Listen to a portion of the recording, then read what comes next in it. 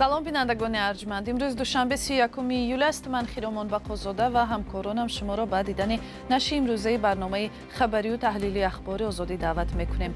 موضوعهای این نشر برنامه از این قرار است. کمیته محیط زیست میگوید کارخانه زرافشان مطابق به معیارهای اکولوژی عمل میکند، ولی ساکنان اطراف به این نظر راضی نیستند. همون میخیزه، همون بویی که دماغتون به میزند، نفس میگیری، سر آدم یک چرخ زدگی بری میشد. صرفی نظر از قرض هنگفت، شرکت تاجیکایر باور دارد که با اجاره هواپیماها از ترکیه به زودی پروازها را از سر خواهد گرفت. در روزهای نزدیک جسکا تاجیکایر با پروازهای خود آغاز می‌نماید. کشاورزان سری خسار میگویند زمستان سرد و طولانی حاصل زحمت آنها را برباد داد. درخت چرمزمون هم ادیرو هم چرمزوی کلون تقسیم کردگیم خلقا ای همو میشبنن میوردن امسال یخیلش یکم دونه نداره. کمیته حفظ محیط زیست در کارخانه زرافشان، یکی از کلانترین کارخانه‌های استحصال طلا در تاجیکستان، سنجش گذرانیده است. در حالی که ساکنان اطراف کارخانه سالهاست از فعالیت آن بخصوص پالایشگاهش شکایت دارند، مسئولین کمیته حفظ محیط زیست میگویند وضعیت به این حد نگران کننده نیست. تفصیلات بیشتری موضوع در گزارش مولا رجب یوسفی و امیر صایف. جماعت خمگران شهر پنجکین، ساکنان این دهه سالهاست از فعالیت کارخانه طلای زرافشان شکایت دارند. شکایت اساسی ساکنان از فعالیت این پالایشگاه در کنار دهه است. باشندگان اطراف آن سالهاست طلب دارند که این پالایشگاه بسته شود یا آنها را به دیگر جای کوچانند، چون به گفته مردم ماده‌های زهرناکی که به پالایشگاه پرتافته می‌شوند سلامتی آنها را در معرض خطر می‌گذارد. وقتی که همون نزد همون دنبیا گذارید دم سحر یا که سحر هم میخیزه، همون بویی که دماغتون به میزند، نفس میگیری، سر آدم یک چرخ زدگی بری میشد. انیقش چشمتون سیاه میزنه، سر چرخ زدگی بری میشد. همه فقط دم سحر با تو همین تیر آفتاب برو اومدن، همین احساس لب آدم میفهمد بوی همینه. بعد اورکش با ناانیق. مسئله تاثیر منفی کارخانه‌های چینی به محیط زیست در نشست کمیته حفظ محیط زیست برداشته شد. متخصصان این نهاد امسال با ماشین مخصوص وضع هوا در اطراف کارخانه زرافشان را سنجیدند، اما خلاصه سنجش نه آن چیزی است که ساکنان شکایت دارند. از همین لحاظ بعضا شکایت‌ها از جانب شهروندان بودند، ولی در سنجش نقشه‌ای که از جانب کمیته گروه کاری سنجش گذرانده بودند، در حقیقت در اینجا فقط از ماده‌های زیان‌آوری که اهالی میگویند ماده‌های زیان‌آور، یعنی ماده‌های زهرناک آشکار نشده است از معیار، ولی فراکنشی چند از وابسته به شما چند از معیار زیاد آشکار نشد. ساکنان جماعت خمگران سالهاست از فعالیت به گفتهشان ضررآور کارخانه زرافشان به مقامات شکایت میکنند. صرف نظر از ناراضگی مردم، ماه ایول امسال پالایشگاه سیوم کارخانه زرافشان افتتاح شد. مقامات میگویند ساکنان جماعت خمگران برای کوچیدن مبلغ و زمین گرفتند، اما نمیکوچند. ساکنان این را رد کرده گفتند تنها یک قسمت کمی دهه برای کوچیدن مبلغ گرفتند. مولا رجب یوسفی، امیر اسایف، آزادی، دوشنبه. بینندگان عزیز، رادیو آزادی درباره تاثیر کارخانه‌های چینی به محیط اطراف تحقیقاتی انجام داده است که در ماه آگوست تقدیم شما می شود. مقامات تاجیکستان با دستور پرزیدنت گزارش‌دهی درباره فعالیت 6 ماهه خود را ادامه می‌دهند و شرکت دولتی تاجیکایر اخیراً اعلام کرد که به زودی فعالیت این شرکت از سر گرفته می شود.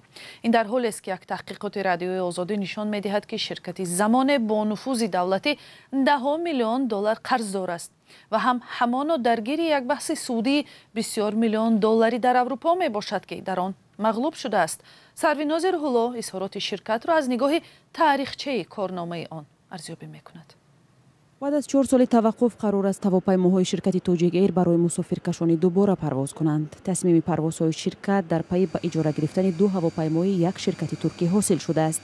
موافقت با شورای ناظران جسکا تاجیکایر، رهبری جسکا تاجیکایر با شرکت هوایی سودوین رهبری شهر ترکیه اوید با اجاره گرفتن 2 هواپیما ایروبوس A330 و ایروبوس A321 شرطنامه را با امضا رسانی дар айни замон ин ду ҳавопаймо барои ба шаҳри Душанбе овардан тайёр карда шуданд. Дар рӯзҳои наздик ҷесика тоҷигер ба парвозҳои худ оғоз менамояд.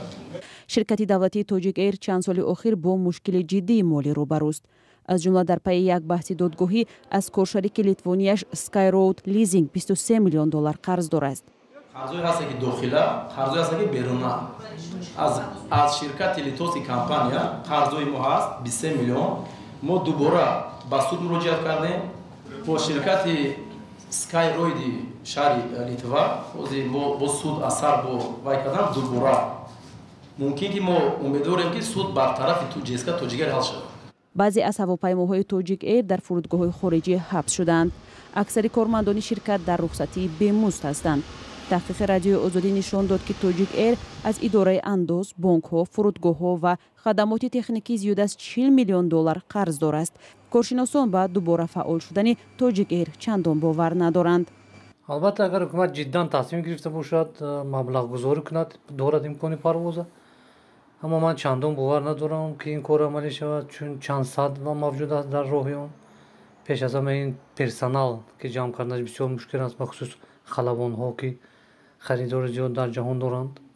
баъдан то замоне ки Тоҷик Эйр ба яке аз афроди бисёр қудратманди кишвар тааллуқ нагирад, имкони рақобат бо Тоҷик Эйр нахоҳад дошт ва агар парвозам кард, як рӯз ҳатман қатъ мешавад.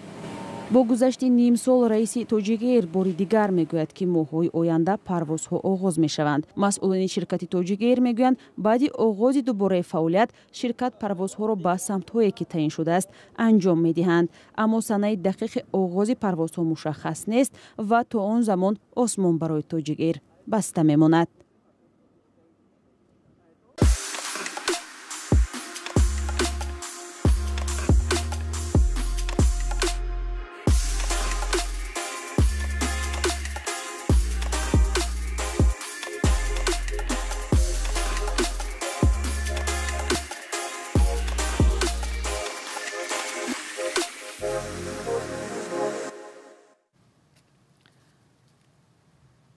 дар бозори маркази Душанбе нархи меваҳои маъруфи тобистона тарбузу харбуза гарон шудааст.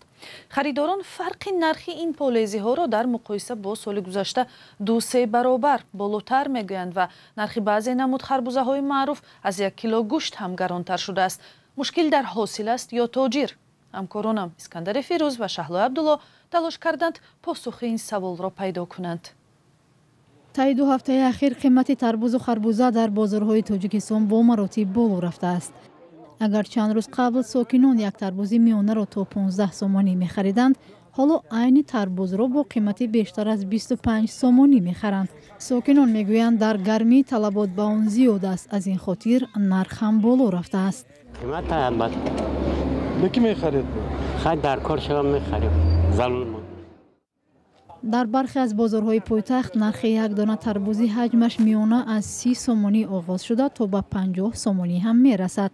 ҳамин тавр як дона харбузаи навъи ба истилоҳ тарпеда метавонад то 75 сомонӣ қимат дошта бошад. фурӯшандагони бозор иқрор мешаванд ки имсол нархи тарбузу харбуза қиматтар шудааст, аммо сабабҳои дигарро ҳам пеш меоранд. گذشته 10-15 بود. سال از اون قیمتا. نسبت پاره سال نسبت کم چیزا خود کم در آمد خود درست عریض بود. قیمت نمیدونم قیمت میگه.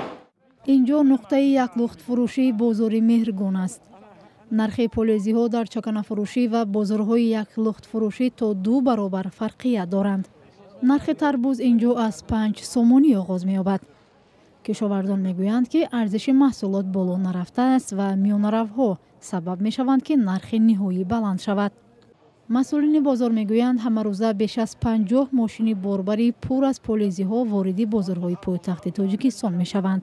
нисбати соли гузашта чихели шумо дида буромадин то 20-30% ва соли гузашта арзон аст. тарбуз харбуз низар ва соли гузашта имсол биҳад маҳсулот бисёр шудага ина чихели шумо зиёда 50 мошини ки боркаш шумо данавор дидин мол маҳсулотҳои худшон оварда ҷо кадесимо вол бо чихеле ки данавор гуфтан мақсад бо бисёр авли мега ҳосил бисёр имсол сари заминода ба хориҷи кишвара мақсад тарафи Қазоқистон мана мақсад содирот кадесим Россия вола кай содирот кадесам.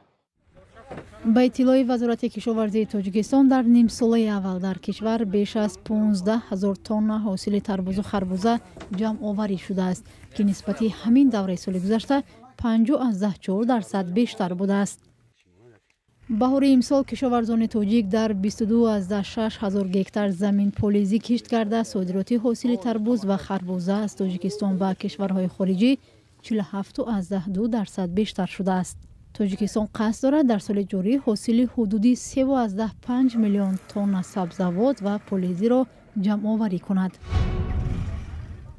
айни замон сардиҳои сангини оғози имсол ба қавли боғдорон дар ҷануби тоҷикистон ба дарахтони мевадиҳанда зарари сахте расонидааст. деҳқонон дар ноҳияи сари хосор мегӯянд зимистони сарду тӯлонии аввали сол дарахтони мевадиҳандаро сармо зада бахши бузурги ҳосилро аз байн бурдааст. дар суҳбат бо радиои озодӣ кишоварзон иброз доштанд ки баъзе дарахтҳои чормағзу бодом аслан ҳосиле надоранд. мирзонаби холиқзод гузориш медиҳад. кишоварзону боғдорон дар диҳоти дурдасти вилояти хатлон мегӯянд онҳо ба камҳосилӣ рӯбарӯ шуданд. дар натиҷаи зимистони сарду тӯлонӣ дарахтони мева ва донакдорро сармо задааст. ба сокиноне ки зиндагиро аз боғдорӣ ва кишоварзӣ пеш мебаранд зарар расонидааст. масоҳати хоҷагии бобоҷон обидов дар деҳаи шомшаи сари хосор беш аз 100 ҳектор буда бештар дарахтзор аст.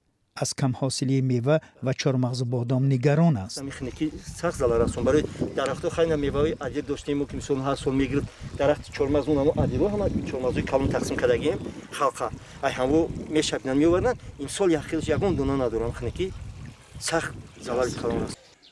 сокини 90-солаи деҳаи шоҳидон мегӯяд ки зиндагии мардуми деҳот аз ҳисоби кишоварзӣ ва боғдорӣ аст, вале имсол чандон хушбин нестанд, дарахтонашон камҳосил будааст. имсол ки хина кумад ҳамаро ина сармо зад дарахт намунд гелос намунд чи ана хирмову анору ангур намунд фақат ангури сеяра сармо назад дига ангури сведио торешоша ина миҷа як 10 тана хирмо дошт торешоша хохш. инҷо калонтарин ҷамоати сари хосори ноҳияи дурдасти балҷавон аст ки 1023 хоҷагӣ зиндагӣ дорад. беҳбудии зиндагии мардум аз ҳосили кишоварзӣ ва дарахтҳо вобастагӣ дорад. ҳосили хуб бошад, зиндагӣ хуб мешавад. дарахтони табиӣ, дарахтони донакдор замистон қариб 50% хушкшавӣ мешавад. тағйирёбии иқлимро мардум солҳои ахир зиёд мушоҳида мекунад. борони зиёд ва гармии ҳавои тобистони дар диҳоти дурдастӣ мисли сари хосор эҳсос мешавад. деҳаи бобоҷон обидов дар 250 километрии ҷануби душанбе солҳои тобистонаш ҳавои сар дошт. 10 соли ахир гарм аст ки ҳосили заминаш кам шудааст. шаби гузашта эътирозгарон дар гурҷистон нагузоштанд ки як киштии дигар бо сайёҳони рус дар соҳилҳои шаҳри Батуми ист карда мусофиронаш берун бароянд. полисие ки барои назорат аз ваз дар соҳил саф кашида буд, 9 ширкатдори намоиши эътирозиро боздошт намуд. риа новости навишт ки киштии мусофирбари Астория Гранде тасмим гирифт дигар ба соҳилҳои Батуми наравад. киштии Астория Гранде рӯзи 29 июл бо хатсайри баҳрии Сочи Трабзон Батуми Амастра Истанбул Сочи ба ҳаракат даромад. дар миёни мусофирони он ситораҳои телевизиони русӣ ва тарафдорони ҳуҷуми Русия ба хоки Украина мисли Митя Фомин аз гурӯҳи Ҳайфай ва овозхони Беларус Дмитрий Калдун мебошанд. бори аввал эътирозгарон 27 июл намоиш барпо карда аз майдони марказии шаҳри Тифлис ва ҳам дар худи шаҳри соҳилии Батуми бо шиорҳои зидди русӣ раҳпаймоӣ намуданд. эътирози ин мардум аз он ҷо шурӯъ шуд ки туристони рус дар суҳбат бо матбуоти гурҷӣ гуфтанд ҳуҷуми Русия ба хоки Гурҷистон дар соли 2008-ро дастгирӣ мекунанд. як соат баъди эътирози сокинон киштии мусофирбар соҳилҳои Батумиро тарк кард. ва сипос ки моро ҳамроҳӣ кардед то ин лаҳзаҳо. хабарҳои аз ин бештарро аз сомонаи радиои Озодӣ ва саҳифаҳои мо дар фейсбуку Инстаграм, тиктоку Телеграм ва ютубу Одноклассники пайдо кунед. худо нигаҳбони шумо.